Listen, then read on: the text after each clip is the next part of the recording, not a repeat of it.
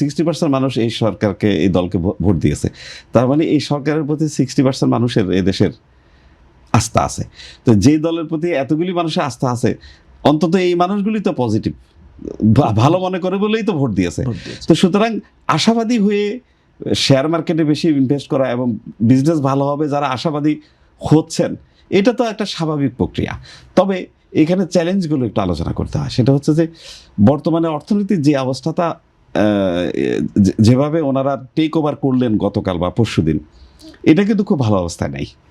যেটা আগের প্রাক্তন অর্থ উপদেষ্টার কথা দিয়ে বলতে হয় যে অর্থনীতিটা আমরা পেয়েছি আইসিইউতে, সেখান থেকে আমরা কোনো রকমে এটাকে কেবিনে ট্রান্সফার করেছি, এখনও হসপিটাল থেকে বেরিয়ে আসে নাই। তার মানে আরও রিপেয়ারের প্রয়োজন, আরও চিকিৎসার প্রয়োজন আছে অর্থনীতির।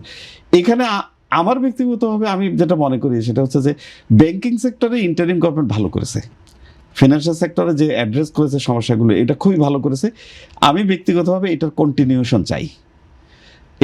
এটা কন্টিনিউ না করে যে কোনো রকমের পরিবর্তন করার চিন্তা করেন, এই ফ্রেজাইল ইকোনমিতে এটা সাস্টেন করবে না। দ্বিতীয়ত, ইনফ্লেশনটা ডবল ডিজিট ছিল, 10-এর উপরে ছিল, সেটা 8-এর কাছাকাছি নিয়ে আসছেন। এইটাকে ধরে রাখতে হবে যদি না কমাতে পারে অন্তত। এখন যে মেজারগুলো আগের সরকার নিয়েছে সেটা হচ্ছে যে মানি মার্কেটে কন্ট্রোল করে, ব্যাংক ইন্টারেস্ট বাড়িয়ে বা মানি সার্কুলেশনটা কমিয়ে দিয়েছে বিভিন্নভাবে। এখন এই সরকার তো আবার গতকালই দেখলাম অর্থমন্ত্রী ইঙ্গিত দিয়েছেন যে উনি ঋণের হার, সুদের হার কমানোর চিন্তা করছেন। তো এটা করলে কতটুকু ওই পলিসির সাথে সামঞ্জস্যপূর্ণ, এটা ভাবতে হবে।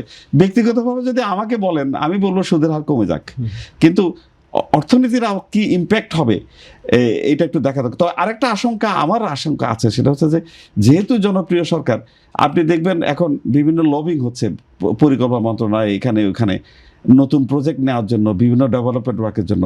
এমপিরা দাবি করবেন, এলাকার মানুষ দাবি করবেন, মন্ত্রীরা তদবির করবেন তার এলাকায় ডেভেলপমেন্ট ওয়ার্কের জন্য। কারণ এখন কিন্তু ডেভেলপমেন্ট ওয়ার্ক অলমোস্ট বন্ধ, নতুন কোনো ফান্ড অ্যালোকেট হচ্ছে না, এক্সিস্টিং প্রজেক্টগুলো স্লো ডেভেলপমেন্ট হচ্ছে। এক্সট্রিম মশার কয়েল প্ল্যান্ট ফাইবার দিয়ে তৈরি, তাই সহজে ভাঙে না, সুগন্ধিযুক্ত ও নিরবিচ্ছিন্নভাবে জ্বলে। ডেঙ্গু, চিকুনগুনিয়া বাহি সহ যে কোনো মশার বিরুদ্ধে দেয় এক্সট্রিম সুরক্ষা। যখনই ডেভেলপমেন্ট ওয়ার্ক বেড়ে যাবে, দুইটা জিনিস ঘটবে। একটা জিনিস হচ্ছে যে ইনফ্লেশন বেড়ে যায়, টাকার মানি সার্কুলেশন মার্কেটে এসে যাওয়া বেশি হবে, সেটার জন্য ইনফ্লেশন বেড়ে যাওয়ার আশঙ্কা আছে। আর আরেকটা আশঙ্কা বলতে ভয় লাগছে, তবুও বলি, দুর্নীতি বেড়ে যাবে। আচ্ছা, হারটা হয়তো আগের সরকার থেকে কম হবে আশা করি, এবং অ্যাট দি সেম টাইম বিদেশে টাকা পাচারও বেড়ে যাবে। এবং আমি ভয় পাচ্ছি যে ফরেন কারেন্সি যে রিজার্ভটা আছে, সেই রিজার্ভটা না আবার নিচের দিকে চলে যেতে শুরু করে। এখন আপনি হয়তো সাদা চোখে দেখছেন যে বিদেশ থেকে অনেক বেশি টাকা রিমিটেন্স আমাদের দেশে হচ্ছে প্রতি মাসে। এটা কেন হচ্ছে জানেন? কারণ হচ্ছে যে বিদেশে পাচার করার হার কমে গেছে। কারণ ডেভেলপমেন্ট ওয়ার্ক কম হলে দুর্নীতি কম হয়, তো দুর্নীতি কম হলে টাকা পাচার করার প্রশ্ন আসবে কেন? হোয়াইট মানি তো কেউ পাচার করে না।